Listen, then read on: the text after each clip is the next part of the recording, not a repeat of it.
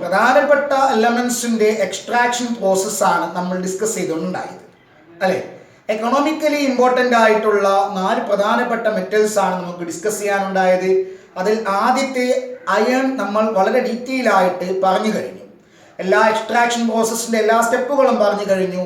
അവസാനം പിഗ് അയണിൽ നിന്ന് എങ്ങനെയാണ് പ്യുവർ ആയിട്ടുള്ള ഹോട്ട് അയൺ ഉണ്ടാക്കുന്നത് എന്ന് വരെ പറഞ്ഞ് നമ്മൾ നിർത്തിയതാണ്. ഓക്കെ, അപ്പൊ ഇന്ന് നമ്മൾ എക്കണോമിക്കലി ഇമ്പോർട്ടൻ്റ് ആയിട്ടുള്ള രണ്ടാമത്തെ എലമെന്റ് അലുമിനിയം, അതിന്റെ എക്സ്ട്രാക്ഷൻ ആണ് പറയാൻ. So extraction of aluminium.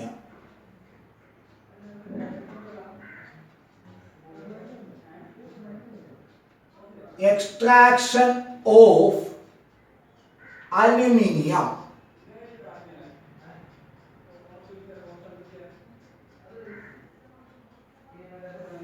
It is Al.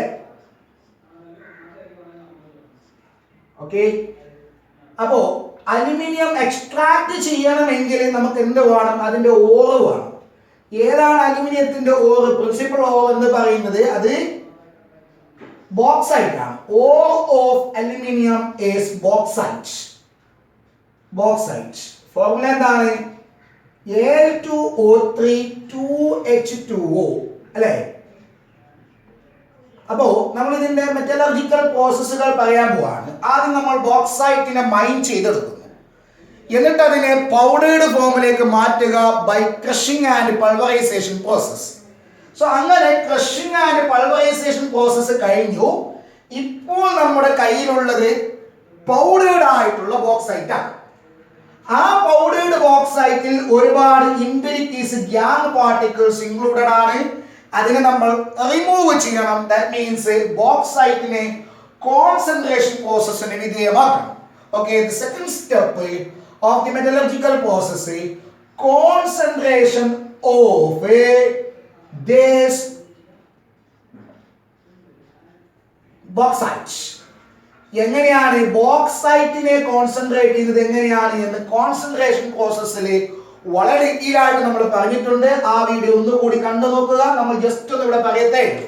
Okay, by leaching process അല്ലെ, by leaching process aluminium, gold, silver തുടങ്ങിയവയെ നമ്മൾ കോൺസെൻട്രേറ്റ് ചെയ്തത് ലീച്ചിങ് വഴിയായിരുന്നു.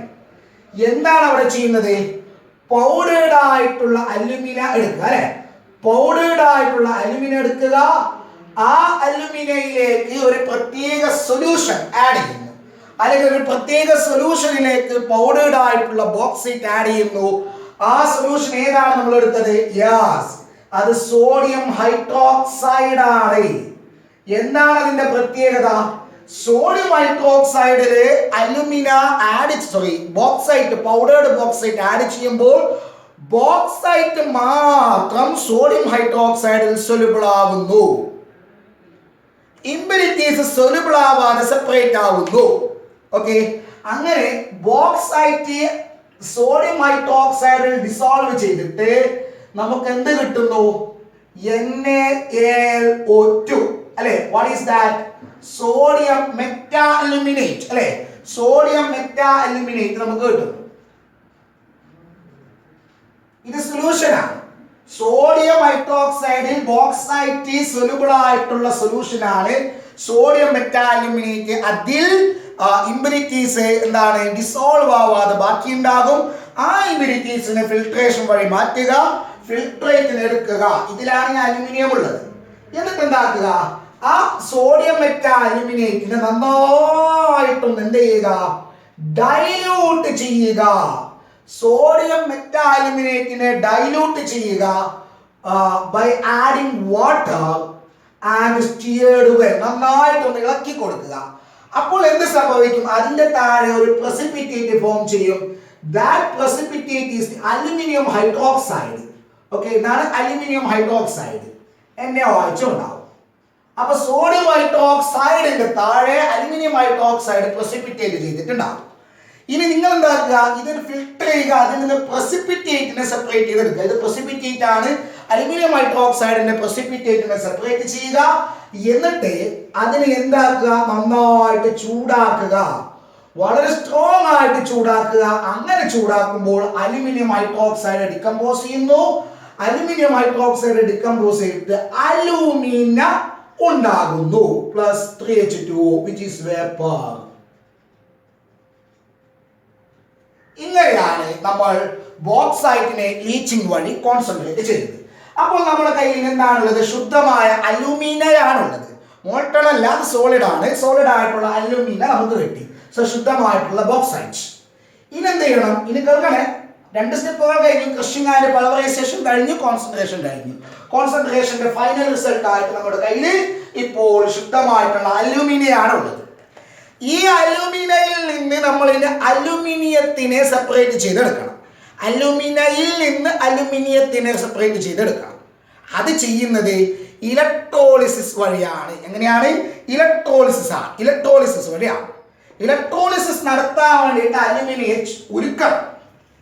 ഓക്കെ, അപ്പൊ മോൾട്ടൺ അലൂമിനയെ ഇലക്ട്രോളിസിസ് നടത്തിയിട്ട് അതിൽ നിന്ന് നമ്മൾ അലുമിനിയത്തിനെ സെപ്പറേറ്റ് ചെയ്തെടുക്കുന്നു. ആ പ്രോസസ്സിന് ഒരു പ്രത്യേക പേരുണ്ട്, ഹെറോൾട്ട് പ്രോസസ്. നിങ്ങൾ 10ാം ക്ലാസ്സിൽ പഠിച്ചതാണ്.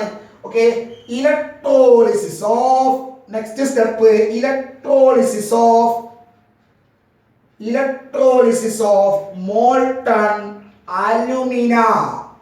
Electrolysis of molten alumina. Okay, അപ്പൊ എന്താണ് ആ പ്രോസസ്സിന്റെ പറഞ്ഞ പേര്? എന്താണ്? Heroult process. Heroult process.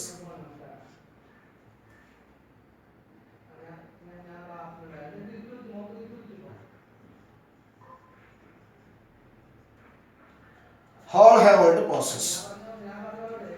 അപ്പൊ ഈ ഇലക്ട്രോളിസിസ് നടത്തണമെങ്കിൽ നമുക്ക് എന്ത് വേണം? ഇലക്ട്രോളിറ്റിക് സെല്ല് വേണം. അപ്പൊ നമ്മൾ ഇലക്ട്രോളിറ്റിക് സെല്ല് ഉണ്ടാക്കാൻ വേണ്ടി പോവാം. അപ്പൊ ഇലക്ട്രോളിറ്റിക് സെല്ലിൽ കാഥോഡ് വേണം, ആനോഡ് വേണം, ഇലക്ട്രോലൈറ്റ് വേണം. ആരൊക്കെയാണ് ഈ പറയപ്പെട്ട ഈ നമ്മൾ ഉണ്ടാക്കാൻ പോകുന്ന ഇലക്ട്രോളിറ്റിക് സെല്ലിലെ ആനോഡ്, കാഥോഡ്, അതേപോലെ ഇലക്ട്രോലൈറ്റ് എന്ന് നമുക്ക് നോക്കാം.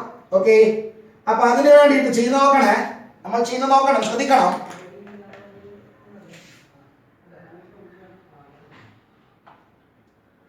ഒരു അയൺ ടാങ്ക് എടുക്കുക, സ്റ്റീൽ ടാങ്ക്, വലിയൊരു സ്റ്റീൽ ടാങ്ക് എടുക്കുക. കേൾക്കണേ,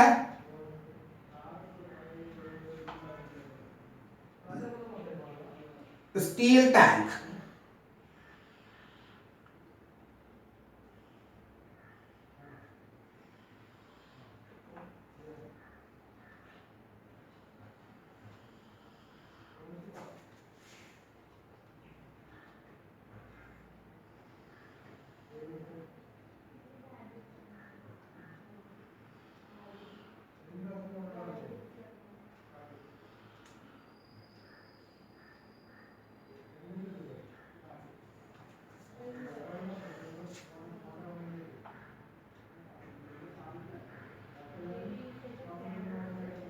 ഓക്കെ, ഈ സ്റ്റീൽ ടാങ്കിന്റെ ഉൾവശത്ത് കാർബൺ കൊണ്ടുള്ള ഒരു ലൈനിങ് ഉണ്ടാവും. ഓക്കെ, കാർബണിന്റെ ഒരു ലൈനിങ് ഉണ്ട്. ഓക്കെ, ഉൾവശത്ത് കാർബണിന്റെ ലൈനിങ് ഉണ്ട്.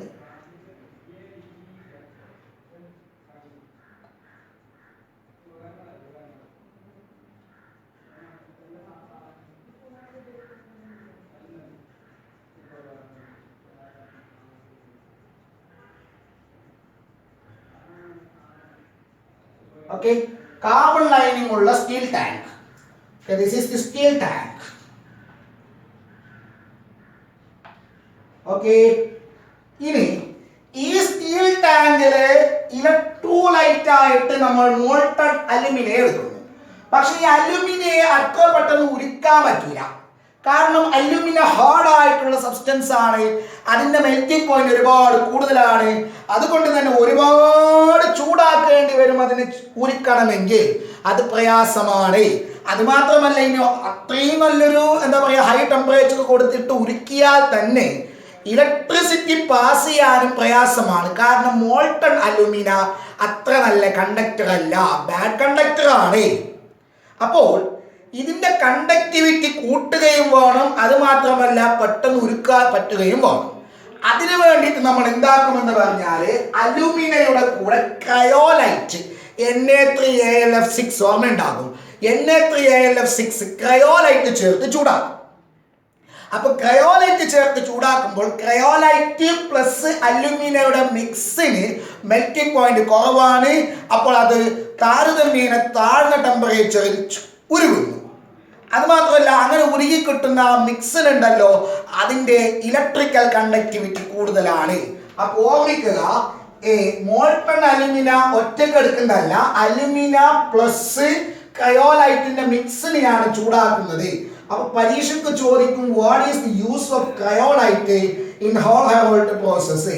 Cryolite is used to increase the electrical conductivity of alumina, molten alumina, and also reduce the melting point of the mix. Okay, then അപ്പോൾ നമ്മൾ നോക്കുക, എങ്ങനെ ഇതാ molten alumina plus എന്താ molten alumina plus cryolite എടുത്തു. Okay,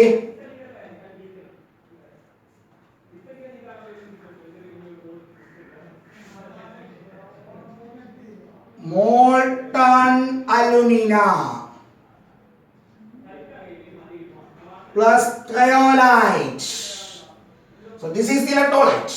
Okay, ഇനി എന്താക്കണമെന്ന് അറിയാവോ? ഇനി നമ്മൾ ചെയ്യുന്നതെന്ന് വെച്ചാൽ ആയിട്ടില്ല, ഇത് നമുക്കൊരു ടാങ്ക് മതി ഇലക്ട്രോലൈറ്റ് എടുത്തിട്ടുള്ളൂ, ആനോടും കാഥോടും പറഞ്ഞിട്ടില്ല. ഇനി ഇതിലേക്ക് ഒരുപാട് നമ്പർ ഓഫ് കാർബൺ റോഡ്സ് ഇങ്ങനെ ഡിപ്പ് ചെയ്യണം.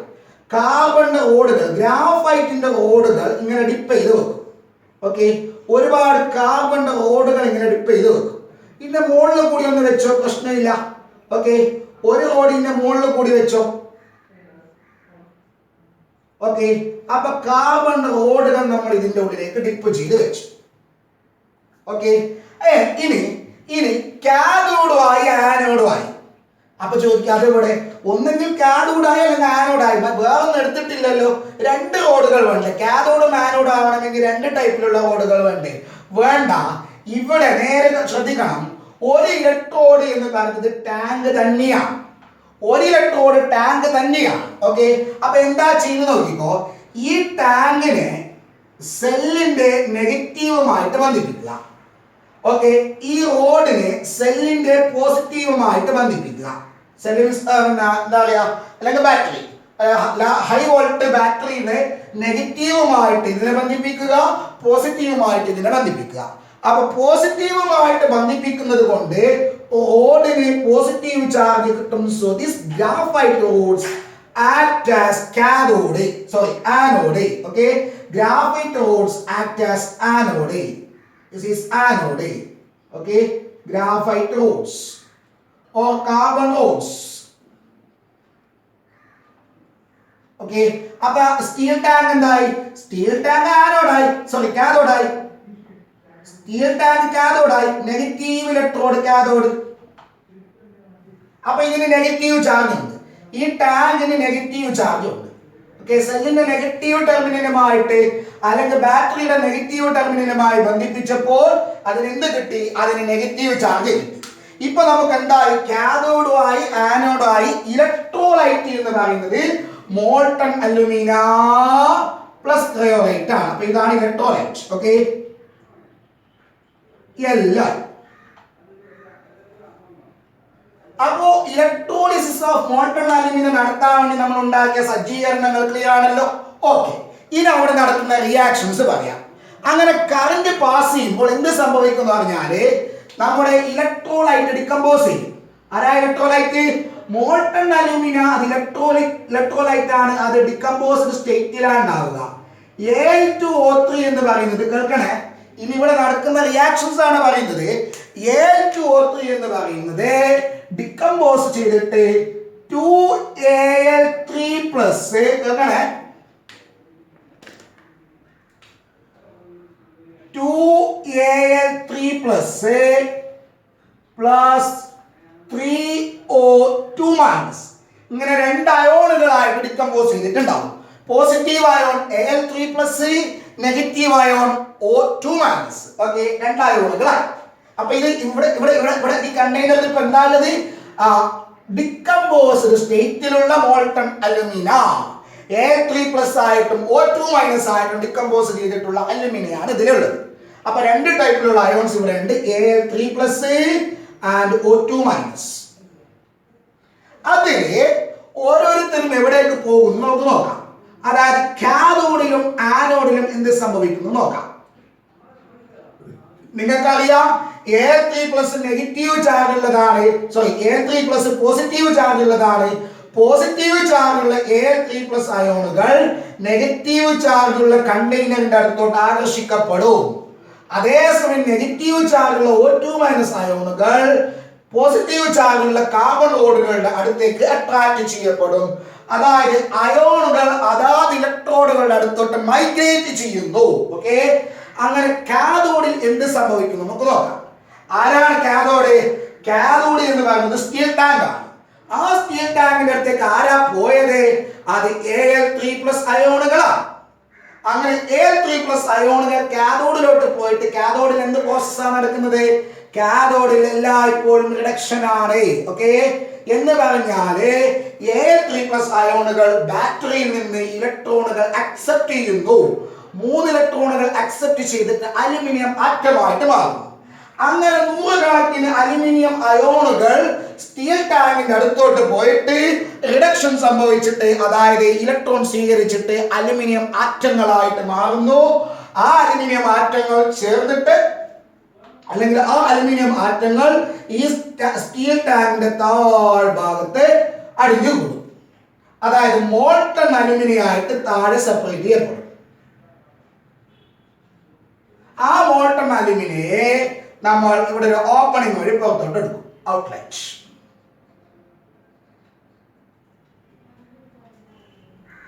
ഓക്കെ, അപ്പൊ aluminium, molten aluminium which is the impure aluminum is collected at the bottom of the steel tank. Okay, then ഇനി ആനോഡിൽ എന്ത് സംഭവിക്കും നോക്കാം. ആനോഡിൽ എന്താ സംഭവിക്കുക? ആനോഡിൽ എപ്പോഴും ഓക്സിഡേഷൻ ആണ്. എന്ന് പറഞ്ഞാൽ എന്താ കുഞ്ഞോളെ? എന്ന് പറഞ്ഞാൽ അവിടെ ഇലക്ട്രോൺ ലോസ് സംഭവിക്കും. ആരാ ആനോഡിലോട്ട് പോകുന്നത്? ആനോഡിലോട്ട് പോകുന്നത് O2- ആണ്, ഓക്സിജൻ അയോണുകളാണ്.